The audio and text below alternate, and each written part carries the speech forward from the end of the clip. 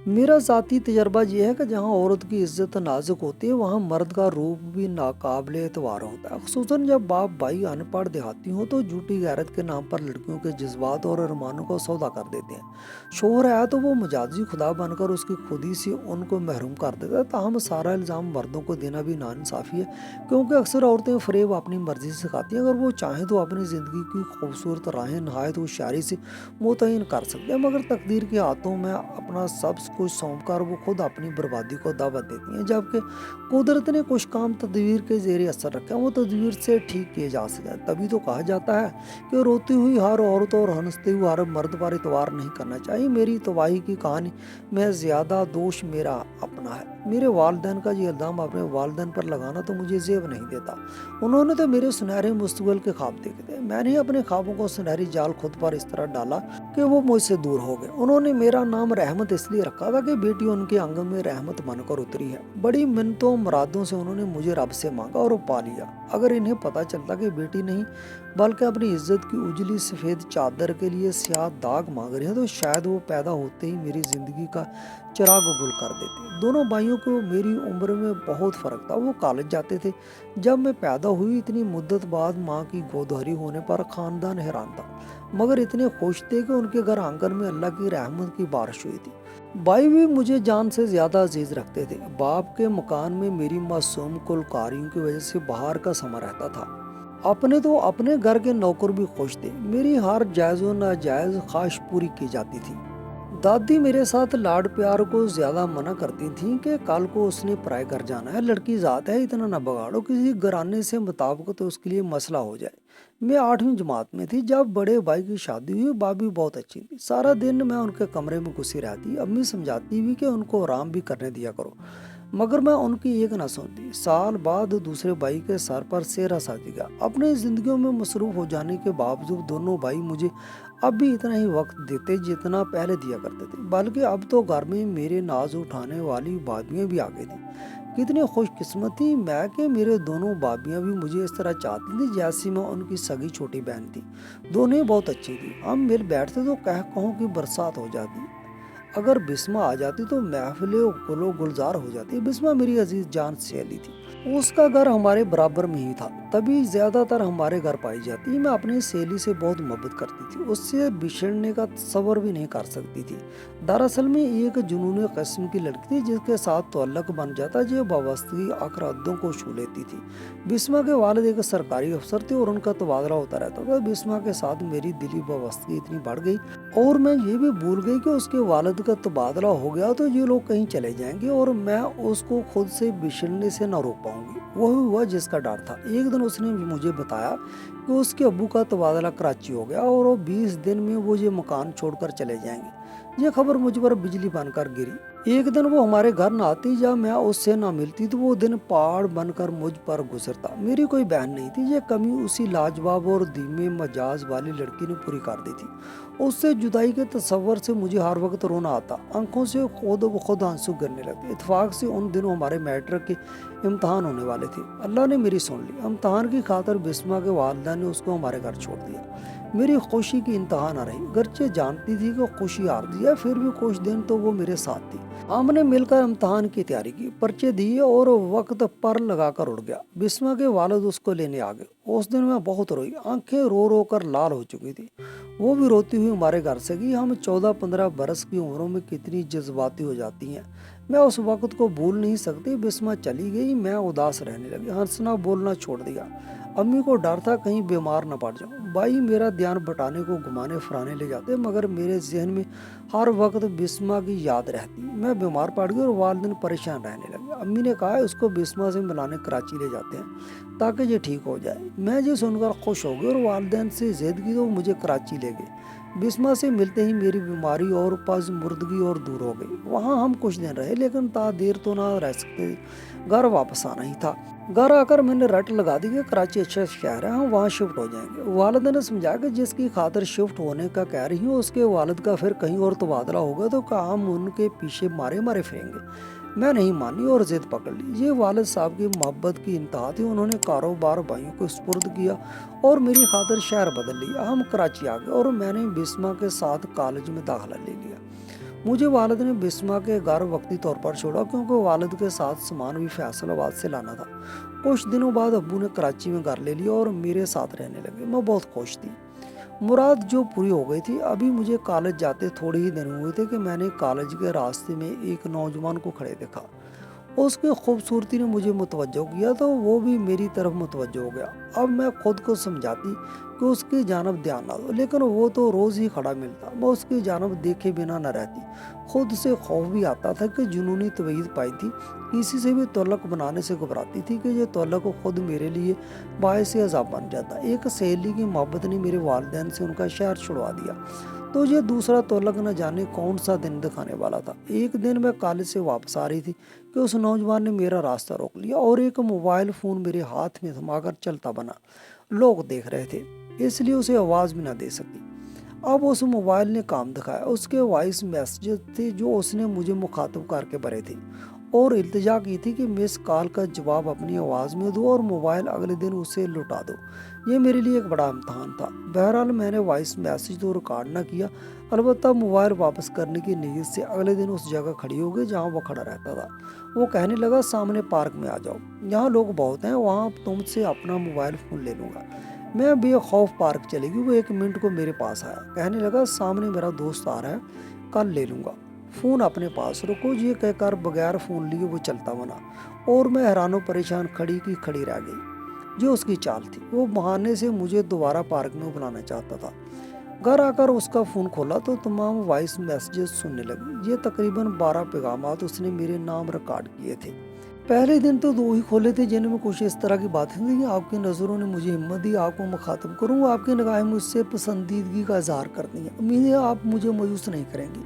मैंने आपकी तरफ दोस्ती का हाथ बढ़ाया, कोई जरिया समझ नहीं आया तो अपने ही मोबाइल फ़ोन को कासिद बनाकर आपके हाथ में पकड़ा दिया। मेरा नंबर इसमें फीड है, राब्ता रखना चाहें तो अपने पास महफूज कर लेना। अभी मैं इसके जी पैगामात एक एक करके पढ़ रही थी कि अम्मी कोई चीज़ लेने के लिए कमरे में आ गई। उसका मोबाइल फ़ोन मेरे हाथ में था, लेकिन वालदा ने ध्यान न दिया। वो अपनी मतलूबा चीज़ उठाकर बाहर चली गई। अम्मी मेरे कामों में बहुत कम दखल देती थी। काश वो उस दिन गौर कर लेती कि मैं किसका मोबाइल पकड़े हुए हूँ। उन्होंने तो मुझे ना टोकने की कसम खाई हुई थी। वालिदैन मुझे बहुत अहम समझते थे, मेरी हर बात उनके लिए हुक्म का दर्जा रखती थी। इस बात ने मेरा दिमाग खराब कर दिया था। खुद को जाने क्या समझने लगी। मैं ये समझने लगी कि मेरा हर फैसला ठीक होता है, उसमें गलती की कोई गुंजाइश नहीं होती। अब अगले दिन का मुझे बेचैनी से इंतज़ार था। सोचा था कल ही मोबाइल लुटा दूंगी और उसको चंद बातें भी सुना दूंगी। अगले दिन उसको देखकर जाने दिल को क्या हुआ कि खरी खरी तो ना सुना सके, अलबत्ता ये ज़रूर कहा कि इस तरह किसी लड़की के हाथ में सरेरा अपना मोबाइल पकड़ा देना कहाँ की अक्लमंदी है। अगर मैं तुम्हारे खिलाफ कोई कार्रवाई करना चाहूँ तो पूरे सबूत मेरे पास मौजूद है। वो बोला, मुझे यकीन है तुम मेरे खिलाफ कोई कार्रवाई नहीं करोगी। अगर तुम अच्छी लड़की हो तो मैं भी कोई गिरा पड़ा नहीं हूँ। मुझे तुम्हारी आंखों ने कुछ कहा तभी मैंने ये जुर्रत की। अगर तुम्हें ये सब पसंद नहीं तो माफ़ी चाहता हूँ और वायदा करता हूँ कि आइंदा कभी तुमको यहाँ तो क्या इस दुनिया में भी नज़र नहीं आऊँगा। खैर मैंने बेनियाजी से मोबाइल उसको दे दिया था। हम अपनी तरफ से कोई वॉइस मैसेज रिकॉर्ड करके नहीं दिया। मैं कोई सबूत ऐसा उसके हाथ में न देना चाहती थी जिसकी वजह से बाद में पछताना पड़े। उसकी ऐसी जिसारत पर मुझे गुस्सा नहीं आया क्योंकि उसके दिल में नरम गोशा पहले से मौजूद था। उसी नरम गोशे ने ये राह दिखाई कि मैं बाद में उसके साथ पार्क में जाकर बैठने लगी। उसकी बातें मुझे अच्छी लगती, जिनमें मोहब्बत की महक बसी होती थी। अपनी तारीफ सुनकर मैं फूले ना समाती। अब रोज प्रैक्टिकल का कहकर कॉलेज से पार्क चली जाती। मुझे देखकर हारून की आंखों में खुशियों के दिए जल उठते।